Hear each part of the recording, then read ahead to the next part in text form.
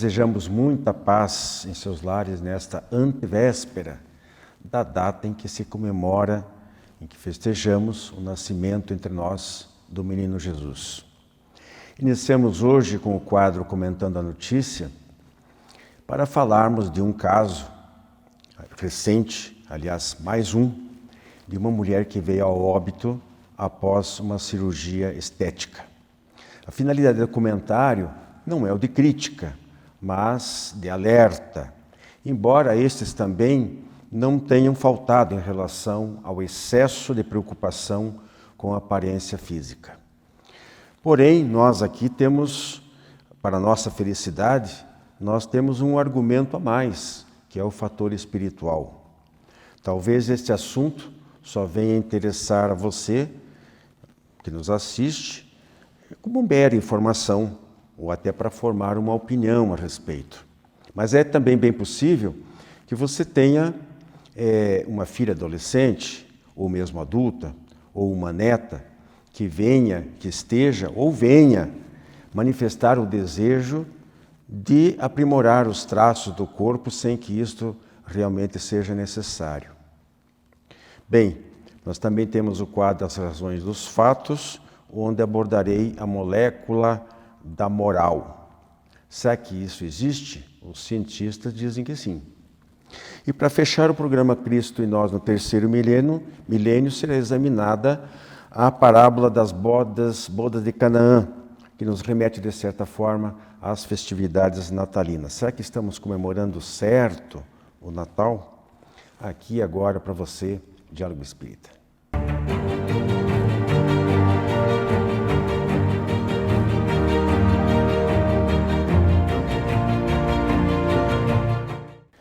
Prezados amigos, o nosso quadro Comentando a Notícia, coloquei aqui como título A Obsessão do Corpo Perfeito. Aqui é bom que se esclareça que o termo obsessão foge um pouquinho do nosso costumeiro dentro da doutrina espírita, que é o assédio de um espírito desencarnado, subencarnado, etc, etc. Aqui é no sentido realmente de uma ideia fixa, de um propósito, né, um monoideísmo de querer alcançar ou fazer determinada uma coisa e fica todos os esforços do indivíduo, às vezes, girando em torno daquele desejo, daquela necessidade. Bom, o caso que a gente tem para relatar aqui, vocês devem ter tomado conhecimento, muita gente, foi bastante comentado na mídia. Essa moça é a Luana, ou Lu Andrade, como era mais conhecida. Ela morreu no dia 7 de novembro, aos 29 anos. Ela era formada em publicidade e propaganda, trabalhava como modelo e era assistente de palco do programa Domingo Legal do SBT. A causa da morte foi embolia pulmonar a partir de trombose maciça após uma lipoaspiração. Bom, Andréia, a gente falou em programas anteriores a isso, inclusive a gente falou sobre ciúme e inveja, né? E estava meio que programado até para falar sobre a vaidade, né? Eu frisei na abertura que a intenção nossa não é criticar, por isso que a gente está colocando o nome da pessoa aqui, porque todo mundo comentou, né? E às vezes acaba simbolizando um caso como esse, chama a atenção das pessoas, de muito mais pessoas. A questão por que isso acontece, né, Andréia? O que a gente poderia fazer? Eu coloquei lá que talvez a grande preocupação não seja apenas ilustrar esse caso, etc. Infelizmente já ocorreu, nós não podemos fazer nada a respeito. O problema é pensar daqui para frente, né? Mas do ponto de vista psicológico, da psicologia, você como psicóloga, e do ponto de vista espírita, o que a gente podia pensar, não só do problema em si, mas como solução, uma prevenção, para que as pessoas não caiam nesse equívoco, né, de querer... eu vi a imagem dela, né, inclusive, viva, já era uma moça muito bonita. Então, o que mais que tinha que acrescentar ali para correr esse risco? A gente fica se perguntando, né? Por que as pessoas não se contentam com aquilo que a natureza deu? Tudo bem que certas profissões a gente entende que exige um pouco mais de aparência, etc., como modelo e tudo. Mas será que as pessoas às vezes conseguem enxergar coisa que nem com lupa os outros enxergam, não é isso? O que a gente precisa entender sempre que são os excessos o problema, né? Porque pequenas correções, às vezes a pessoa tem uma questão que ela nunca foi feliz com aquele nariz, ela faz uma pequena correção, ou então alguma questão estética que seja contornável, não é? Então, o que traz a grande dificuldade é o excesso. Então, quando as pessoas querem atender um padrão externo da sociedade, por vaidade, por baixa autoestima. Então, tem questões muito pessoais que, por exemplo, se a gente for investigar, a pessoa não está satisfeita com o corpo que ela tem, ela está sempre olhando algo que ela quer melhorar. Não que isso seja um problema, né? A gente faz exercício físico, faz musculação, faz treinamento para manter um corpo bonito, um corpo saudável. Mas o excesso disso. Então, quando descamba para esse lado, né, é que nós temos as dificuldades. Porém, na psicologia, o nosso olhar, né, do psicólogo, da medicina, da psiquiatria, por exemplo, é entender se há algum transtorno. Então, existe no dicionário médico descrito o transtorno dismórfico corporal, que a pessoa se enxerga no espelho, ela se olha no espelho e ela nunca está satisfeita com aquela forma que ela tem, com a forma física. Então, se ela é magra, ela acha que tinha que ser musculosa, se ela já é musculosa, ela acha que está muito musculosa, ela tem uma dismorfia, ela não consegue se ver da maneira que ela se apresenta. E aí a gente tem muitos desdobramentos desse transtorno, né, de ordem psicológica mesmo. Pois é, Andréia, porque a gente pode estar enganado aqui ao raciocinar, talvez seja um raciocínio um pouco reducionista, talvez até rasteiro mesmo. Mas eu fico pensando assim, se essa pessoa fosse espírita, será que ela agiria, mesmo tendo essas profissões, será que ela teria esse excesso de preocupação? Não é ela, não é a Lu, é todas essas pessoas, porque esses casos são frequentes aí. Toda hora tem nos telejornais, lá no Belo Horizonte, lá não sei aonde, morreu uma senhora, uma pessoa lá que foi... porque às vezes pegando o cirurgião inescrupuloso, que nem estava devidamente capacitado, e as pessoas se arriscam. Não foi, eu acho que o caso dessa última, mas muitas vezes se arriscam, né, por questões financeiras, querem fazer. Quer dizer, eu fico pensando, porque a doutrina espírita oferece tantos valores profundos a respeito da vida, que para mim me parece bastante difícil que ela cometesse essa inversão tão grande, né? Ela poderia fazer isso que você falou, de buscar melhorar aqui e tal, até porque é transitório. A gente vê atrizes de cinema, por exemplo, não só no Brasil, fora do Brasil, que as levam, pessoas com todo respeito, as mulheres de mais idade, elas também têm o direito de procurar se manter bonitas, agradáveis, seja para o marido, seja para os amigos, seja quem for, né? Mas quando a pessoa ela não é incapaz de reconhecer que já passou, já deu, como se diz, né? A beleza física, ela tem um limite, porque a natureza impõe isso. Então, se essa pessoa tem uma coletânea de valores espirituais, não necessariamente espíritas, ela não incorreria nesse erro. Você concorda?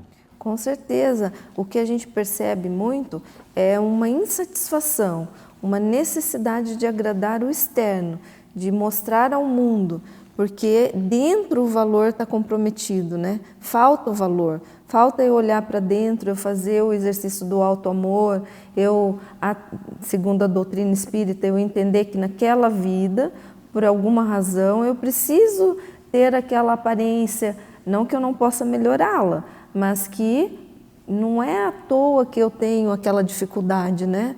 Por exemplo, pouco cabelo, ou então ter dificuldade para emagrecer, ou então outro problema de ordem estética.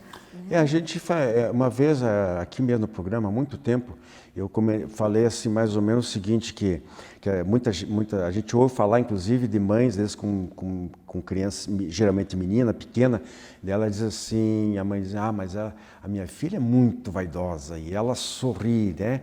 Como se fosse uma virtude, gente, não é. Vaidade é um defeito. Sabe? A gente tem que pôr as coisas nos seus devidos lugares. Agora, a gente tem um tempinho ainda, André.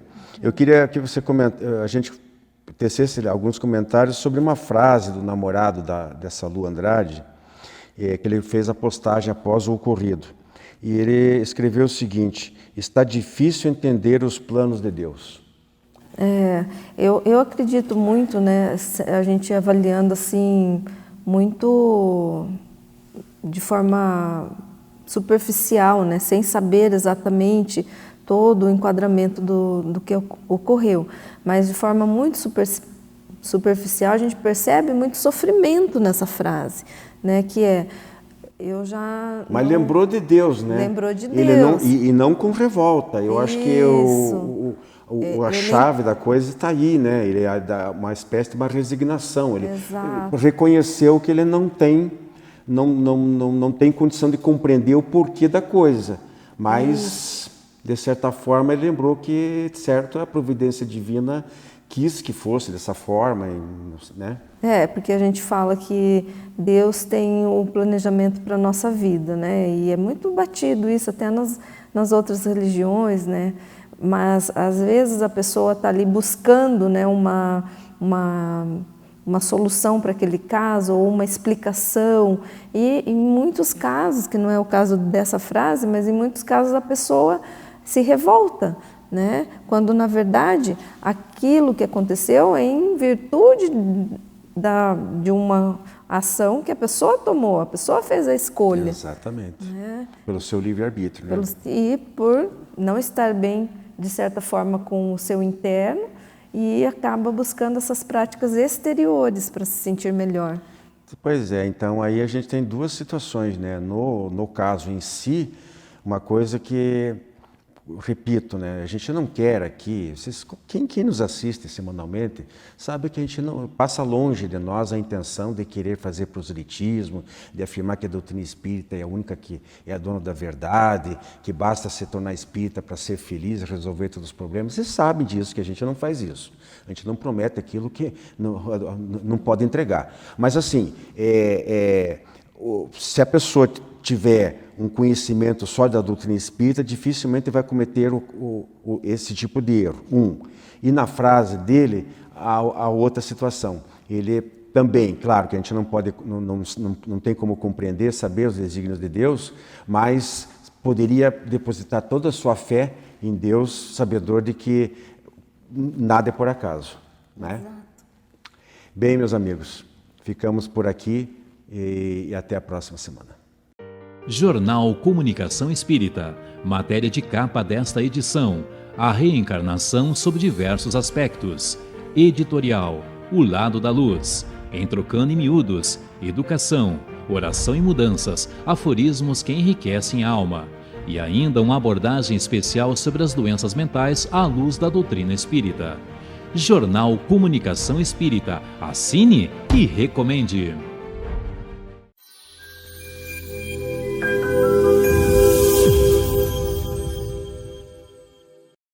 Olá, amigos. Hoje no quadro Fonte Allan Kardec, veremos o capítulo 121 do livro Vinha de Luz, pelo Espírito Emmanuel e psicografia de Chico Xavier. Ele vai trazer o seguinte: amizade e compreensão. E ele começa com a passagem de Paulo, que diz o seguinte: com leite vos criei, e não com manjar, porque ainda não podias, nem ainda podeis. Então, o que Emmanuel vem extraindo dessa mensagem do Mestre que está lá em Paulo? Ele vem falar que foi criado com leite, não com manjar, ou seja, na simplicidade do leite, do alimento. Assim, quando nós escutamos muitos companheiros reclamarem que falta amigos leais, amigos devotados para seguir no caminho da divulgação da doutrina dos espíritos ou de alguma obra edificante, então reclamam que falta esses espíritos, né, de colaboração, de respeito e compromisso com uma tarefa assumida. Então, ele vai nos lembrar assim que compreensão não se improvisa. Lembrando que o mestre, primeiro, ele semeou no coração daqueles que o seguiam com simplicidade, o amor, o exemplo, para não exigir deles a compreensão. E ele tolerou incompreensões, tolerou humilhações. E assim, mesmo ele continuou a trabalhar com amor, com devotamento e com humildade, mostrando para nós que a amizade e compreensão, ela é como um campo de trigo, que tem o seu tempo para florir, o seu tempo para ser colhido. E que nós devemos observar a nossa rotina no meio em que estamos. Será que não estamos querendo colher frutos onde não semeamos? Será que nós não estamos querendo que esses frutos amadureçam antes do tempo?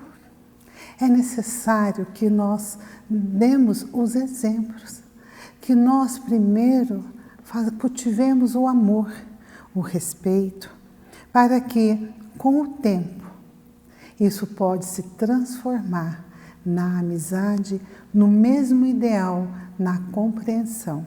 Então, o leite aqui é um alimento que vem simbolizar a humildade. Não criei vocês com manjar, e sim com o leite, mostrando que Jesus primeiro semeou, para que assim pudesse ser formado o seu colégio apostólico.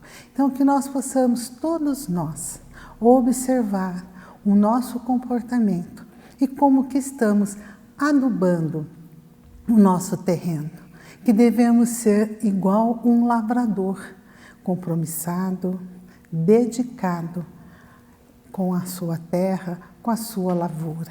Assim somos nós e iremos colher a tarefa lá na frente, bem feita, com muito amor e com a esperança sendo divulgada.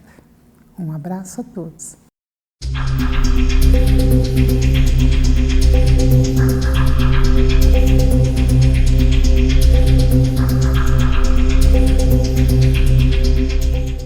Caros amigos, as razões dos fatos de hoje, eu vou falar aqui um pouquinho sobre a molécula da moral. Vocês já vão entender do que se trata. Eu vou me limitar praticamente a ler, para fazer uma coisa bastante dinâmica e bastante objetiva. A ciência já descobriu genes, ou grupos deles, associados a enfermidades, a inteligência em geral e talentos particulares. E também aos comportamentos, como os vícios, especialmente o alcoolismo, agressividade, depressão, suicídio, homossexualidade. Para cada caso desses, alguns estudos que tentam marcar e identificar alguns genes associados a essas situações. No caso da violência, por exemplo, estudos revelam que o peso da genética é de 50%, 15% do ambiente familiar e 35% do meio social e experiências pessoais. Também são bem conhecidos os mecanismos epigenéticos, onde a influência do meio e estilo de vida são capazes de ligar ou desligar a ação de genes responsáveis pelo desencadeamento das doenças, em especial as crônico-degenerativas. A interação entre fatores genéticos e ambientais está ainda muito clara quando se trata da área das disfunções mentais. Duas frases retratam bem isso. Uma delas, a primeira, o gene carrega a arma e o ambiente puxa o gatilho, diz Matt Ridley, da Universidade de Oxford. A outra, e que soa como uma afirmação espírita, é de Ewan Birney, coordenador da Enciclopédia dos Elementos do DNA. Ele diz: DNA não é destino. Somos o resultado de complexa mistura de genes e de como reagimos às escolhas que fazemos. O determinismo biológico está intimamente relacionado à sua natureza espiritual, mais especificamente a conduta moral. E a lei que o define é a lei de causa e efeito. Tendências para a saúde perfeita ou mais vulnerável, distonias ou mente rígida, e até mesmo matizes de temperamento e caráter são manifestações de energias sutis correspondentes a pensamentos, palavras, atos e sentimentos cultivados em vidas passadas e também nesta, que se materializaram nos genes do atual corpo físico. Então, claro, as atuais elas vêm compor o meio social, o meio ambiente. O genes só pode trazer, evidentemente, aquilo que é pré-nascimento. Cérebro, glândulas, neurotransmissores, tem tudo a ver com equilíbrio ou abusos absorvidos e saturados no perispírito e que buscam, positivamente ou não, expressões exteriores. Meio ambiente e estilo de vida ditam mudanças possíveis no presente, atenuando ou agravando a força dos genes. O pesquisador Paul Zak é diretor do Centro de Neuroeconomia da Universidade Claremont, nos Estados Unidos, e autor do livro A Molécula da Moralidade. Para ele, a oxitocina, é um hormônio produzido no hipotálamo, tem papel bem mais amplo do que nos processos do parto e da amamentação. Também conhecida como hormônio do amor, por ser liberada no ato sexual e até num beijo, seu nível no sangue indica o grau de confiança que o indivíduo possui nas outras pessoas, de empatia, capacidade de conectar-se a elas, pôr-se em seu lugar e ajudá-las. Entre aspas, é a cola social que une famílias e toda a sociedade, diz Paul. Receptores da oxitocina são abundantes em regiões cerebrais como o próprio hipotálamo e a amígdala, e é ela que libera dopamina e serotonina, substâncias responsáveis pelo prazer, bem-estar, diminuição da ansiedade e elevação geral do humor. Embora a oxitocina já faça parte da farmacologia, Paul Zak prefere simplesmente dar um abraço em todo mundo, porque neste ato a oxitocina é liberada naturalmente pelo organismo. Então, independente da denominação de molécula da moral ser a mais apropriada ou não, o fato é que neste caso a ciência, embora sem admitir sequer a existência da alma e sem negá-la, acaba por confirmar os ensinamentos espíritas sobre a influência da moral do indivíduo nas questões envolvendo saúde e bem-estar.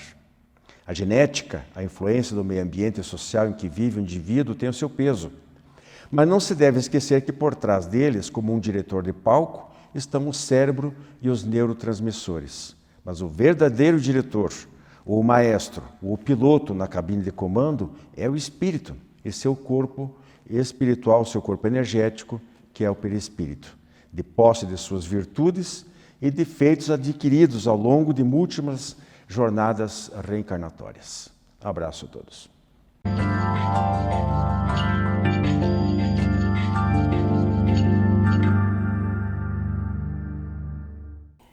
Olá, amigos. No quadro de hoje, Cristo e nós no terceiro milênio, em atenção à data, o tema escolhido foi as bodas de Canaã. Esse episódio da vida de Jesus consta do Evangelho de João. João, com certeza, era muito jovenzinho ainda, adolescente, quando presenciou esses fatos que o impressionaram e ele registrou no seu Evangelho. Lembram da história? Jesus tinha sido convidado com seus discípulos, já que ele já estava reunindo, embora não tivesse começado grandemente a sua tarefa de divulgação do Evangelho. Mas ele com seus discípulos foram convidados para uma festa de casamento de pessoas de relações da família deles, parentes ou amigos de Maria, sua mãe. E estavam festejando, naquela época os casamentos duravam vários dias, as festas, E eles estavam festejando. E era muito importante para as famílias receberem com prodigalidade, que não faltasse comida, que não faltasse bebida. Quando, de repente, no transcurso da festa, o vinho acabou.